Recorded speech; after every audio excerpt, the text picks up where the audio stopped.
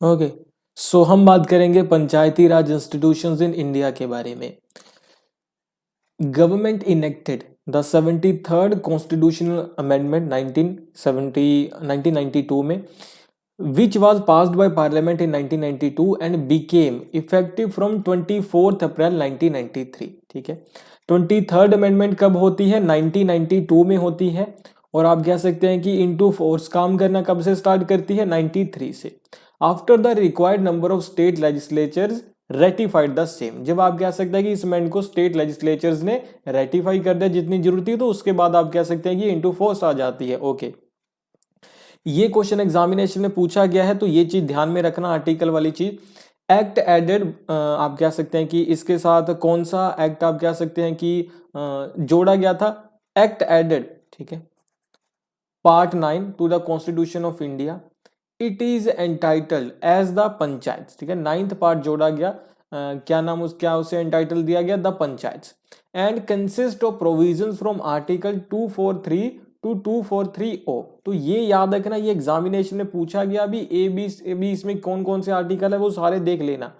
The act gave constitutional shape and teeth to article 40 of the constitution. आपको पता है कि जो आर्टिकल 40 है वो डायरेक्टिव प्रिंसिपल्स में है, वो आपको पता है कि उसे वो इन्फोर्सेबल नहीं है, लेकिन आप कह सकते हैं ये इंप्लीमेंट जो ये अमेंडमेंट थी वो आप कह सकते हैं कि उसे फोर्सेबल बना देती है, मैंडेटरी एंड डिसेंशरी पावर्स दे देती है। पोस्ट इंडिपेंडेंस पीरियड, आप कह सकते हैं कि अभी हम development of panchayat Raj institution in India की बात करेंगे कि कैसे हमने पंचायती राज इंस्टीट्यूशंस को बनाया, कैसे आगे बढ़े, उन सारी चीजों के बारे में। पोस्ट इंडिपेंडेंस पीरियड, पहले क्या होता था? इंडिपेंडेंस थे। After the constitution, sorry post है यानी कि बाद में है ना, प्री होता है पहले, सॉरी मैंने गलत बोल दिया। After the constitution came into force, आप कह सकते हैं कि जब कॉन्स्टिट्यूशन लागू हो जाता है, आर्टिकल 40 बनाया गया।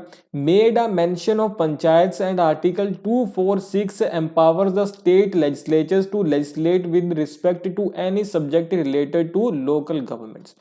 तो दो चीजें आपने याद रखनी है, आर्टिकल्स याद रखने एग्जामिनेशन पॉइंट ऑफ व्यू से बहुत इंपॉर्टेंट है कि डायरेक्टिव प्रिंसिपल्स में आर्टिकल 40 रखा गया। आर्टिकल 40 में ये लिखा गया कि इंडिया में पंचायती राज इंस्टीट्यूशन होने चाहिए। Okay, first tick mark. दूसरी चीज ये है कि आर्टिकल 246 रखा गया कॉन्स्टिट्यूशन में, जो स्टेट लेजिस्लेचर्स को ये पावर देता है कि आप पंचायत को एस्टेब्लिश कर सकते हैं। अच्छा ठीक है, ये दो प्रोविजन थे हमारे कॉन्स्टिट्यूशन में ओरिजिनली जो बात करते थे इसके बारे में। हाउएवर, फिर भी this inclusion of panchayats into the constitution was not unanimously agreed upon by the then decision makers, with the major opposition having come from the farmer of constitutional himself। ठीक है, डॉक्टर अंबेडकर, आप कह सकते हैं कि जो फ्रेमर है constitution के, जिन्होंने कॉन्स्टिट्यूशन को फ्रेम किया, ड्राफ्टिंग कमेटी के जो चेयरमैन थे डॉक्टर बी आर अंबेडकर, आप कह सकते हैं कि वो भी इसके बारे में लिखते हैं, इसके अगेंस्ट इसके क्रिटिसिज्म में। तो वो क्या लिखते हैं? It was after much discussion among the supporters and opponents of the village panchayat that the panchayats finally got a place for themselves in the constitution as article 40 of the directive principle of the state policy। ये चीज आपने याद रखनी है। Since the directive principles are not binding principles, देखो जो directive principles होते हैं वो बाइंडिंग प्रिंसिपल नहीं होते। ये नहीं कि जो डायरेक्टिव प्रिंसिपल्स में लिख दिया गया वो आप कह सकते हैं एनफोर्सेबल है, वो एनफोर्सेबल नहीं होता। कि डायरेक्टिव प्रिंसिपल्स में कुछ लिखा हुआ है और आप वो चीज को आप कह सकते हैं कि स्टेट नहीं कर रहा, गवर्नमेंट नहीं कर रही, तो आप कह सकते हैं कि आप जुडिशरी में नहीं जा सकते कि आप स्टेट को ये चीज करनी चाहिए, है ना, क्योंकि वो एनफोर्सेबल नहीं है। The result was the absence of a uniform structure of these bodies throughout the country। इसीलिए क्या हो गया कि पूरे देश में आपको पता है कि जो पंचायती राज इंस्टीट्यूशन बनाए हर एक स्टेट ने अपने अकॉर्डिंग बना लिए। After independence as a development initiative India has implemented the community development programme. अभी ये चीज याद रखना कि यहां से चीजें शुरू हुई। सबसे पहले क्या कम्युनिटी डेवलपमेंट प्रोग्राम आता है on the eve of Gandhi Jayanti the 2 अक्टूबर 1952। तो आप कह सकते हैं कि कम्युनिटी डेवलपमेंट प्रोग्राम आया 1952 2 अक्टूबर को। ये चीज आपने याद रखनी है। Under the major influence of Etawah project undertaken by the American expert Albert Mayer, ये भी चीज याद रखना। ये अभी बात क्या करता था? It encompassed almost all activities of rural development, ठीक है, रूरल डेवलपमेंट की सारी एक्टिविटीज को इसमें रखा गया, which were to be implemented with the help of village panchayats along with participation of people, कि लोग पार्टिसिपेट करेंगे, लोगों का पार्टिसिपेशन लिया जाएगा, पंचायत का पार्टिसिपेशन लिया जाएगा, और क्या किया जाएगा, इन सारी चीजों को, डेवलपमेंट को इंप्लीमेंट किया जाएगा, डेवलपमेंट पॉलिसी को विलेज लेवल के ऊपर, किसमें, कम्युनिटी डेवलपमेंट प्रोग्राम के अंडर, जो कि किससे इन्फ्लुएंस्ड था, Etawah project American expert Albert mayor के अकॉर्डिंग, एल्बर्ट मेयर का आप कह सकते हैं कि जो प्रोजेक्ट था। इन 1953 क्या होता है, the national extension service was also introduced, दूसरी चीज आती है, नेशनल एक्सटेंशन सर्विस इंट्रोड्यूस की जाती है as a prologue to CDP, है ना, community development programme, but the programme did not yield much result, आप कह सकते हैं ज्यादा रिजल्ट नहीं पैदा कर पाता। तो ये नेशनल एक्सटेंशन प्रोग्राम सीडीपी, ये आपने याद रखना है। देखो कुछ वर्ड्स में ऐसे मैंने थोड़ा सा, आप कह सकते हैं कि आपको मतलब आप गलत तरीके से तो नहीं बताया, लेकिन मतलब ऐसे होगा कि थोड़ा सा मिस्टेक्स हो गई, है ना, मैंने प्री को पोस्ट कह दिया, पोस्ट को प्री कह दिया, लेकिन फिर मैंने आपको बता दिया दोबारा से, है ना, तो ये थोड़ा सा अवॉइड करना। बाकी ये सारी जो इन्फॉर्मेशन मैंने आपको दी है, इसे आपने लिख लेना है, एग्जामिनेशन पॉइंट ऑफ व्यू से बहुत ज्यादा इंपॉर्टेंट है। क्या इंफॉर्मेशन है, आर्टिकल 40, ठीक है, उसके बाद आर्टिकल 246 दूसरी चीज है, उसके बाद आप कह सकते हैं कि इटावा प्रोजेक्ट है, कम्युनिटी डेवलपमेंट प्रोग्राम है, 1952 में आया, और नेशनल एक्सटेंशन सर्विस है 53 में आई। ये सारी चीजें लिख लेना, एग्जामिनेशन पॉइंट ऑफ व्यू से बहुत ज्यादा इंपॉर्टेंट है। आई होप आपको यहां तक क्लियर हुआ होगा। अभी हम आगे बढ़ेंगे। सो दो चीजें जो आपने लिख लेनी है वो मैंने आपको पहले बता दिया, कम्युनिटी डेवलपमेंट प्रोग्राम 1, सेकंड है नेशनल एक्सटेंशन सर्विस। अच्छा ठीक है, 952-53 डेवलपमेंट की बात कर रहे हैं। There were various reasons for the failure of CDP, community development programme fail करता है क्यों, जैसे कि bureaucracy and the excessive politics, ठीक है, लैक ऑफ पॉलिटिकल पार्टिसिपेशन, लोग पार्टिसिपेट नहीं कर रहे थे, पॉलिटिक्स ज्यादा थी, ब्यूरोक्रेसी कम थी, lack of trained and qualified staff, हमारे पास अच्छा स्टाफ नहीं था, lack of local bodies interest, नहीं इंटरेस्ट ले रही थी in implementing CDP, especially the village panchayat, village panchayat कह रही थी हमें कोई लेना देना नहीं है, लोग कह रहे थे हमें कोई लेना देना नहीं है, स्टाफ हमारे पास अच्छा नहीं था, अगर कहीं काम भी हो रहा था तो वहां पे राजनीति होने लगती थी कि ये पार्टी का गांव है, ये पार्टी का गांव है, इस तरीके से, ठीक है, तो ये सब कुछ हो रहा था, तो इसीलिए सीडीपी फेल कर जाता है। इन 1957 अगली चीज क्या होती है, 1957 में the national development council, national development council NDC constituted a committee headed by Balwant Rai Mehta, ठीक है, आप कह सकते हैं कि नेशनल डेवलपमेंट काउंसिल है वो एक कमेटी बनाती है जिसके हेड थे Balwant Rai Mehta, to look into the working of community development programme. तो एक कमेटी बनाई जाती है बलवंत राय मेहता की नाम से 57 में, वो क्या कहती है कि आप लोग ऐसे कीजिए कि जो सीडीपी है उसकी वर्किंग को आप देखिए कि उसमें क्या क्या हुआ है, क्या क्या नहीं हुआ है, तो रिपोर्ट आएगी वो फिर हम देखेंगे, है ना। मैं आपको पहले ये सारा कुछ लिख के बता देता हूं। तो यहां तक हमने ये चीजें पढ़ी है जो आपको नोट डाउन करनी है, सीडीपी 52 में, एनईएस नेशनल एक्सटेंशन सर्विसेज 53 में, बलवंत राय मेहता कमेटी 57 में आई, और आर्टिकल हमें कौन कौन से देखने हैं अभी तक, 40 हम कह सकते हैं डायरेक्टिव प्रिंसिपल वाला, 246 स्टेट्स की पावर, 243 जो बाद में अमेंडमेंट के साथ आएगा।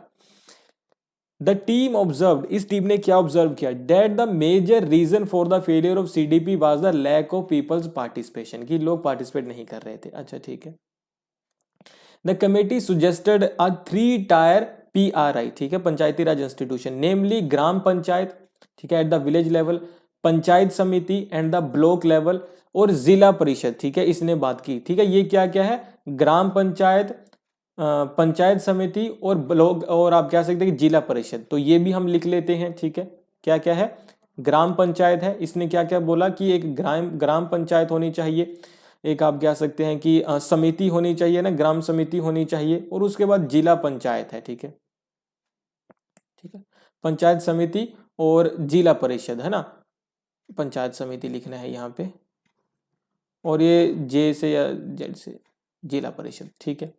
नेक्स्ट देखते हैं, तो as a result of this scheme of democratic decentralisation was launched in Rajasthan on October 2 1959, आप कह सकते हैं कि इसे फॉलो करते हुए राजस्थान आप कह सकते हैं कि इंप्लीमेंट कर देता है इसे 1959 में, तो ये चीज भी अभी याद रखो कि क्या है कि राजस्थान ने इसे इंप्लीमेंट कर दिया 1959 में। अच्छा ठीक है।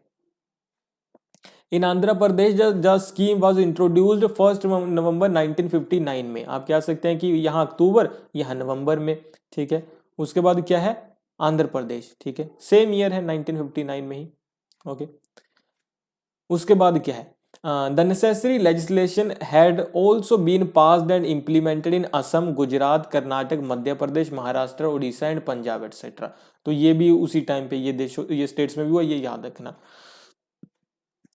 पहले दो के नाम याद रखना जरूरी होते हैं। The appointment of the Ashok Mehta committee 1977 did bring new thinking in the concept and practice of the Panchayati Raj. अभी क्या है कि अशोक मेहता कमेटी आती है 1977 में, अशोक मेहता कमेटी 1977 में आ गई। तो ऐसे करके आप लोग बनाया करो नोट्स, ठीक है। The committee recommended a two tier Panchayati institutional structure consisting Zila Parishad और मंडल पंचायत। इन्होंने क्या कहा कि सिर्फ क्या होना चाहिए, जिला परिषद और मंडल पंचायत, इसके अलावा और हमें तीसरी नहीं चाहिए। In order to use planning expertise and to secure administrative support, the district was suggested as the first point of the decentralization below the state, ठीक है। Based on the recommendation, some of the states like Karnataka incorporated them effectively। अभी इसे किसने लागू किया, इसे कर्नाटक ने, ठीक है, okay. In subsequent years, in order to revive and give a new lease of life to the panchayats, the government of India had appointed various committees। और भी committees बनती हैं, ठीक है, okay। So the most important among them are the Hanumantha Rao committee 1983, ठीक है, Hanumantha Rao committee 1983 में आती है। उसके बाद क्या है जी, जीवी के राव कमेटी आती है 85 में, ठीक है, जीवी के राव कमेटी, ठीक है, 83 में आती है, सॉरी 85 में आती है, ओके। उसके बाद आप कह सकते हैं कि सिंघवी कमेटी आती है 86 में, सिंघवी कमेटी लिख लेते हैं बस 86 में, ओके। तो उसके बाद आप कह सकते हैं कि सरकारिया कमीशन आती है सेंटर स्टेट रिलेशन में 88 में, ये आप लिख लेना, वहां जगह नहीं है। उसके बाद आप कह सकते हैं कि पीके थंगन कमेटी आती है 89 में, और हरलाल सिंह खारा कमेटी आती है 1990 में। तो इन आप कह सकते हैं कि कमेटीज के नाम आप लिख लेना कि कब कौन सी कमेटी आई। इसी तरीके से आपको नोट्स बनाने हैं जो मैंने आपको यहां बताया, बस, ठीक है। पूरा भी नहीं लिखना, बस इतना लिखना है, CDP, NES, BRM, RAP, AMC, ऐसे करके, ताकि आप थोड़ा सा दिमाग भी चलाए इन्हें समझने में, याद करने में, जब दोबारा पढ़े, और आपकी जगह भी कम लगे, ठीक है। जीवी के राव कमेटी रिकमेंड क्या किया इसने, making the district as the basic unit of the planning, कि प्लानिंग के लिए बेसिक यूनिट यूज करो district, and also holding regular election while the, इन्होंने कहा कि रेगुलर इलेक्शन होने चाहिए। सिंघवी कमेटी ने कहा कि providing more financial resources and constitutional status to the panchayat to strength them. तो आप ये भी याद रखना कि किसने सबसे पहले कहा कि कॉन्स्टिट्यूशनल स्टेटस दिया जाए पंचायत को, तो LM सिंघवी ने ये कहा, ठीक है। ये चीज याद रखना कि इन्होंने कहा कि कॉन्स्टिट्यूशनल स्टेटस दिया जाए, LM सिंघवी ने, और इनको ज्यादा आप कह सकते हैं फाइनेंशियल रिसोर्सेज इन्हें ज्यादा दिए जाए। ये चीज के बारे में किसने बात की, तो आपने याद रखना जीवी के राव कमेटी ने बात की ये, ठीक है, ओके, ठीक है। और इलेक्शन की भी इन्होंने बात की, फाइनेंशियल रिसोर्सेज के बारे में सिंघवी बात करते हैं, और कॉन्स्टिट्यूशनल स्टेटस के बारे में सिंघवी बात करते हैं, और डिस्ट्रिक्ट को प्लानिंग का आप कह सकते हैं कि मेन सेंटर मानने के बाद जीवी के राव ने की। The amendment phase began, amendment शुरू हो जाती है, 64th अमेंडमेंट होती है 89 में, याद रखिएगा। which was introduced by the Rajiv Gandhi seeking to strengthen the PRI Panchayati Raj institution, but the bill was not passed in the Rajya Sabha, okay। अभी 64th अमेंडमेंट हुई 1989 में, यहां पे क्या हुआ, note passed in the Rajya Sabha में पास नहीं हो पाई, ठीक है। द 74th अमेंडमेंट होती है, a combined bill for the PRIs and the municipalities was introduced in 1990 but was never taken up for discussion के लिए सामने नहीं आ पाया। उसके बाद क्या है, it was during the prime ministership of PV Narasimha Rao that a comprehensive amendment was introduced in the form of constitution 72nd amendment bill in 1991। ठीक है, ये चीज याद रखना। 73rd and 4th constitutional amendment were passed by the parliament in December 1992। ठीक है, एक तो सामने नहीं आ पाई, ये सामने आई तो पास नहीं हुई, ये दो सामने आई और पास भी हुई। Through these amendments, local self-government was introduced in rural and urban India.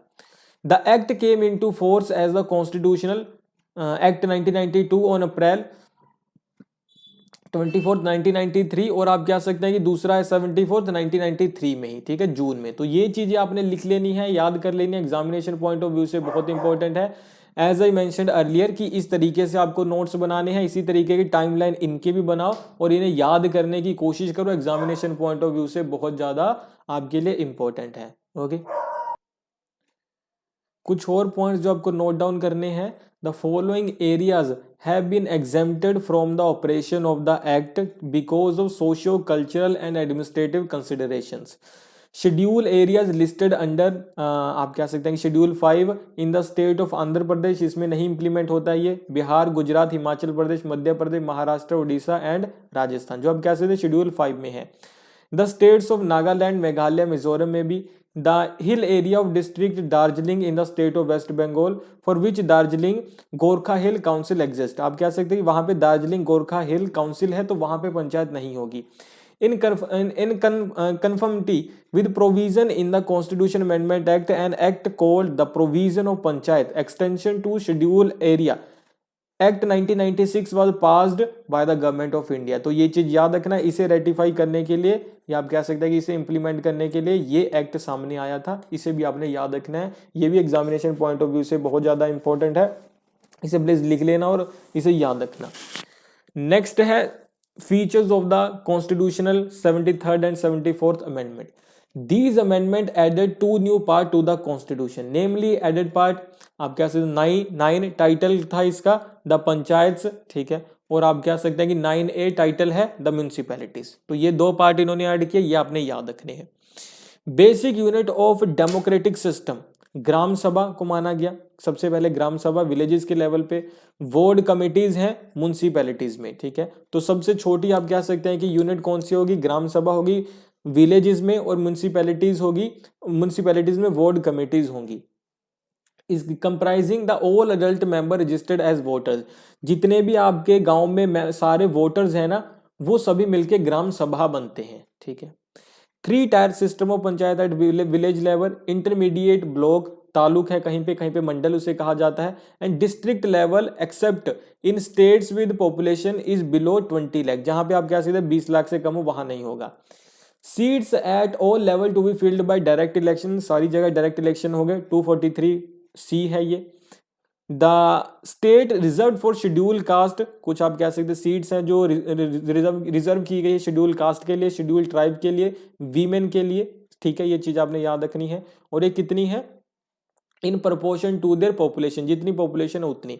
On third of the total 1/3 of the total number of seats to be reserve for women. अगर आप कह सकते हैं कि 100 सीट्स हैं तो 33 वीमेन के लिए रिजर्व होंगी।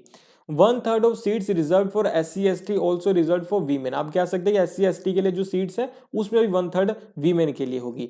1/3 office of chairperson eight all level reserve from women. तो ये भी याद रखना और ये आर्टिकल भी याद रखना, एग्जामिनेशन पॉइंट ऑफ व्यू से जरूरी है। नेक्स्ट है uniform 5-year term.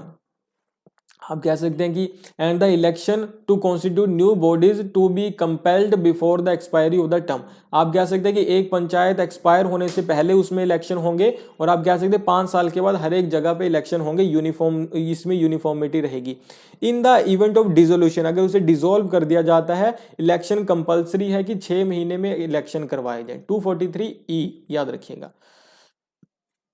Independent election commission होगा हर एक स्टेट में for superintendence direction and control of the electoral rolls, article 243K के under. Panchayat to prepare plan for economic development, आप कह सकते हैं कि पंचायत हैं वो इकोनॉमिक डेवलपमेंट के लिए प्लान्स करेगी। And social justice in respect of subjects as devoted by law to the various level of panchayat, जो आप कह सकते हैं सब्जेक्ट उनके अंडर आते हैं उसके लिए वो काम कर सकती है 11 शेड्यूल के according, article 243G। 74th amendment provision करती है डिस्ट्रिक्ट प्लानिंग कमेटी के बारे में to consolidate the plans prepared by the panchayat and municipalities का। 243 GD बजटरी एलोकेशन है from state governments, share of revenue होता है सर्टेन टैक्सेस का, collection and retention of the revenue in it raises central government programmes and grants, union finance commission grant है 243H के under. ठीक है, तो ये सारे देख लेना, आपने अच्छे से देख लेने हैं, आप कह सकते हैं कि आर्टिकल्स, और इन्हें कोशिश करना याद करने की। तो अभी आप कह सकते हैं कि कुछ कमिटीज है उसके बारे में हम थोड़ा बात कर लेते हैं। ओके, बलवंत राय मेहता कमेटी 1957 में आई, originally appointed by the government of India, किसके लिए? To examine the working of 2 of earlier programmes. वो कौन कौन से थे? आप कह सकते हैं कि हमने पहले पढ़ा उनके बारे में। The committee submitted its report in 1957 in which the term democratic decentralisation first appears. तो पहली बार बात हुई डेमोक्रेटिक डिसेंट्रलाइजेशन की। ठीक है, setup to review the CD, ठीक है, CD programme, community development programme को आप कह सकते हैं कि ये ऑब्जर्व करने के लिए सामने आए थे, रिव्यू करने के लिए। It observe that lack of people's participation, ये हमने बातें कर ली शुरू में ना। ये चीज याद रखना कि डेमोक्रेटिक डिसेंट्रलाइजेशन का कंसेप्ट इंडिया में किस कमेटी के साथ आया? तो वो बलवंत राय कमेटी के साथ आया। रिकमेंडेशन क्या थी ये हमने पहले पढ़ ली है, और राजस्थान ने इसे अडॉप्ट किया, आंध्र प्रदेश ने, हमने ये बात कर ली है। उसके बाद अशोक मेहता कमेटी है। ठीक है, Ashok Mehta committee to review the report of the PRIs, Panchayati Raj institutions, it suggested change in the Balwant Rai committee pattern. तो इसने कहा कि चेंज लेके आओ। The 3 tier system of PRI was to be replaced, इन्होंने कहा कि 2 टायर लेके आइए। ये चीज याद रखना कि अशोक मेहता ने कहा कि ग्राम पंचायत नहीं होनी चाहिए, जिला और आप कह सकते हैं कि मंडल पंचायत ही इनफ है। ठीक है, 3 tier system to be replaced by 2 tier system. Political parties should participate at all level in election. Compulsory power of taxation to given to the those institution, Panchayati Raj institutions के पास टैक्स लगाने की पावर हो। Zila Parishad to be made responsible for planning at the state level, ये भी इसे power दी गई। A minister for Panchayati Raj to be appointed by the state council of minister. Constitutional recognition मिलना चाहिए पंचायती राज इंस्टीट्यूशंस को। ये सारी बातें इन्होंने की। ओके, नेक्स्ट है GV राव कमेटी 85 में। ठीक है, appointed by the planning commission, ये चीज याद रखना है, इसे अपॉइंट किया गया प्लानिंग कमीशन के द्वारा। The committee concluded that the developmental procedure were gradually being taken away from the local self government institution resulting in a system comparable to grass without roots. तो ये चीज याद रखना, ग्रास विदाउट रूट्स के बारे में कौन बात करता है? GV राव कमेटी की। उनके पास पावर्स नहीं है बिल्कुल भी, ये बात। ठीक है, Zila Parishad to be given prime importance and all developmental programme at that level to be handed to it. ठीक है, आप कह सकते हो उसे देने चाहिए जिला परिषद को। पोस्ट ऑफ DDC यानी कि डिस्ट्रिक्ट डेवलपमेंटल कमिश्नर, जैसे BDPO होता है, to be created acting as a chief executive officer of the Zila Parishad. Regular election होने चाहिए, ये चीज। सिंघवी ने क्या कहा कमेटी ने 86 में जो आई?